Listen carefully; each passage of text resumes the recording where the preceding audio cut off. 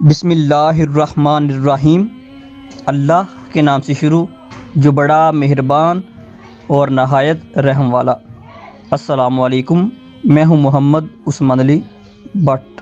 مورخہ 11 April 2021 کو آفتاب اقبال، جو کہ یوٹیوب چینل پر خبردار کے نام سے ایک شو چلاتا ہے، نے مدرجہ ذیل الفاظ کہے۔ فونٹ گیا یا جنوں لبیا ہوگا؟ نہیں آفتاب صاحب، یہ کیا ہو رہا ہے یہاں پہ؟ یہی کچھ ہو رہا ہے پچھلے 73 سال سے۔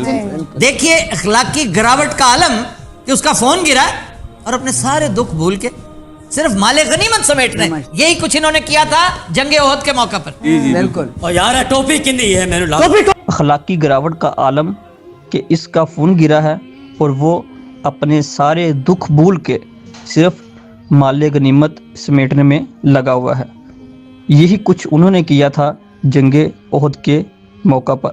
اصل اخلاقی گراوٹ تو یہ ہے کہ جن کے بارے میں قرآن مجید نے کہہ دیا رضی اللہ عنہم، اس پاک گروہ کے بارے میں 15ویں صدی کا ایک حیا باختہ، بے دین و بے ضمیر، خود ساختہ مراسی و دانشور اخلاقی گراوٹ کے الفاظ استعمال کرے اور کوئی اس کی گستاخ زبان کو لگام دینے والا نہ ہو۔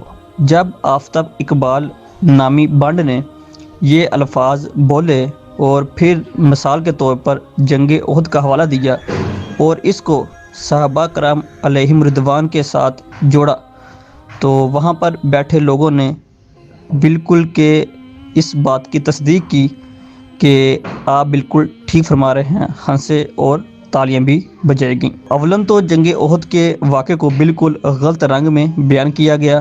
دوم، صحابہ کرام کے لیے اخلاقی گراوٹ جیسے الفاظ استعمال کرنا یا پھر ان کو دنیا کا حریص باور کرانا صحابہ کرام علیہم رضوان کی صریح گستاخی ہے، جو کہ تعزیرات پاکستان کے مطابق سنگین جرم ہے۔ لہٰذا درخواست ہے کہ پیمرا آفتاب اقبال اور وہ لوگ جنہوں نے شو میں آفتاب اقبال کی بات کی تائید کی ہے کے خلاف سخت قانونی کارروائی کی جائے۔ نیز یوٹیوب پر اور بھی بے شمار ایسے چینل ہیں جو کہ دبے دبے الفاظ میں ڈائریکٹ یا انڈائریکٹ صحابہ کرام علیہم رضوان کی جو گستاخیاں وہ کرتے ہوئے نظر آتے ہیں۔